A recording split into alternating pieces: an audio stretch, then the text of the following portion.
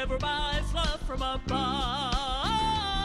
When my soul needs healing and I begin to feeling His power, I can say, thank the Lord, I wouldn't take nothing for my journey now. Well, I wouldn't take nothing for my journey now. I gotta make it to heaven somehow. Though the devil tempts me and he tries to turn me around. Oh, yes, He's offered everything that's got a name. All the wealth I want, worldly fame. If I could still, I wouldn't take nothing for my journey now.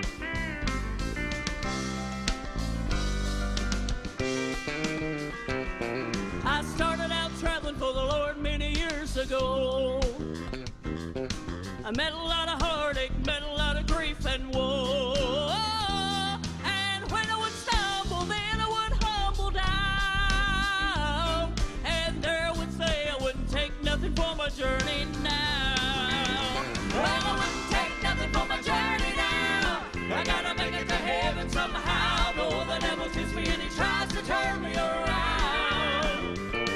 He's offered everything that's got a name. All the wealth I want, worldly fame. If I could still, I wouldn't take nothing for my journey now. Well, I wouldn't take nothing for my journey now. I gotta make it to heaven somehow. Though the devil tempts me and he tries to turn me around. He's offered everything that's got a name. All the wealth I want, worldly fame. If I could still, I wouldn't take nothing for my journey now. If I could still, I wouldn't take nothing for my journey now.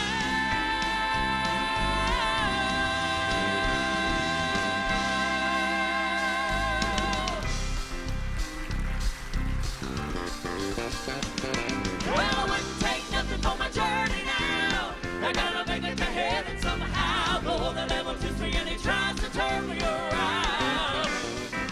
He's offered everything that's got a name. All the wealth I want, worldly fame. If I could still, I wouldn't take nothing for my journey now. Well, I wouldn't take nothing for my journey now. I gotta make it to heaven somehow. Though the devil tempts me and he tries to turn me around. He's offered everything that's got a name. All the wealth I want, worldly fame. If I could still, I wouldn't take nothing for my journey now. If I could still, I wouldn't take nothing for my journey now.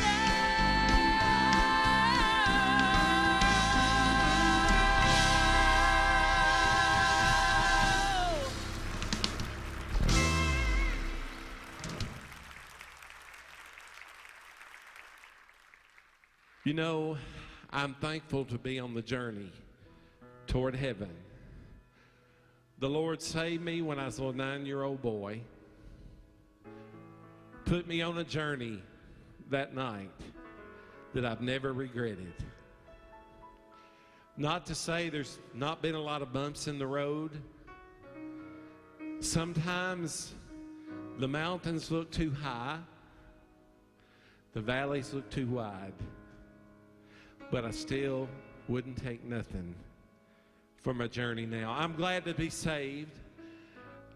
And folks, I want to share a little story with you tonight. And as a little warning, we as God's people, Jeff Sneed, we need to wake up. God has blessed us with so much. We have the opportunity together as we have tonight. And the devil is going to do everything in his power to stop it. I had a friend of mine, acquaintance of mine, I really didn't know him that well, older gentleman, stopped in my shop a few months back. He told me a story that I haven't got over, and I called him up today. And I said, do you mind if I feel like it tonight to share just a little bit of your story? He said, no, I don't mind. But he was in top secret agent for the United States. I'm not sure what branch of government. if it was the Army or Air Force or exactly what he did.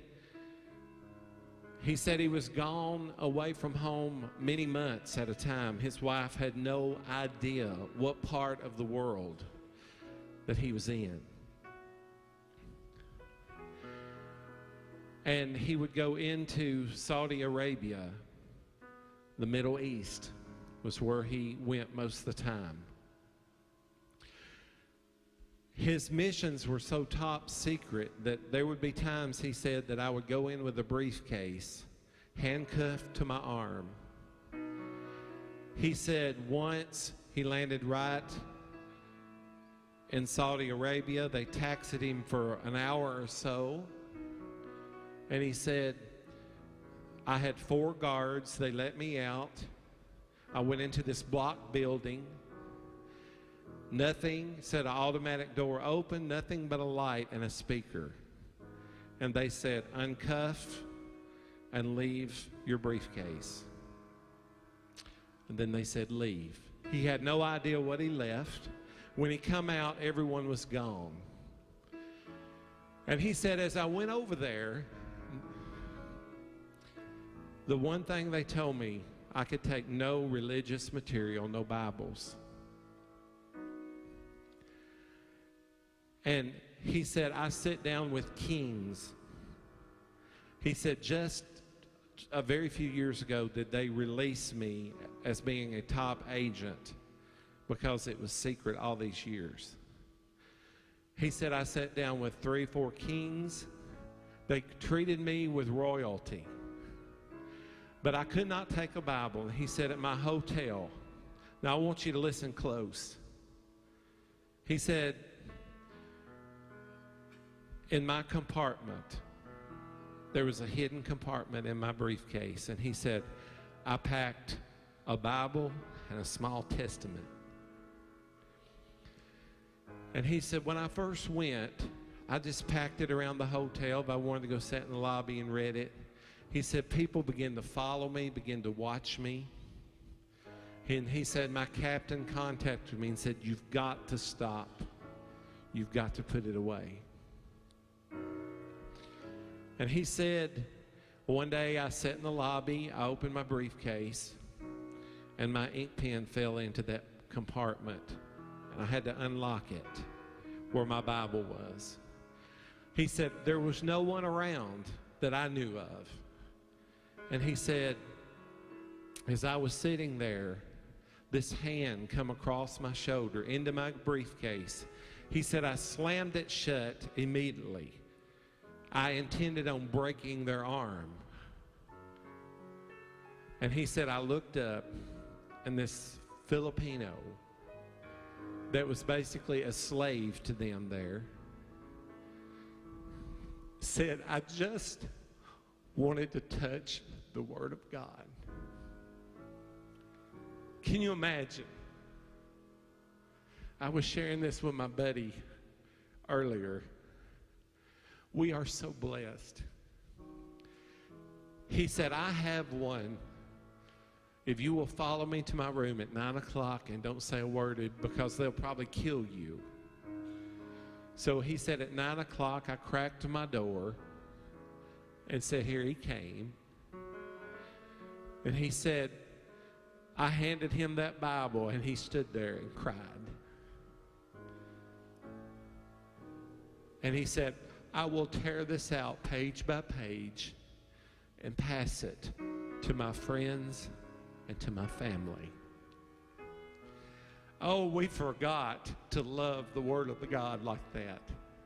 Folks, we're spoiled. I'm spoiled. We're spoiled to having this beautiful place, this beautiful time. One day, in the near future, though, we may be sitting in a place like this, and ISIS storm the building. One day they may see this video by chance and look me up. We don't know. But I'm saved, and I'm on my way to heaven.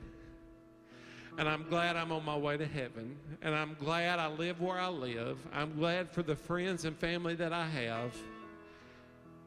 I am so thankful tonight.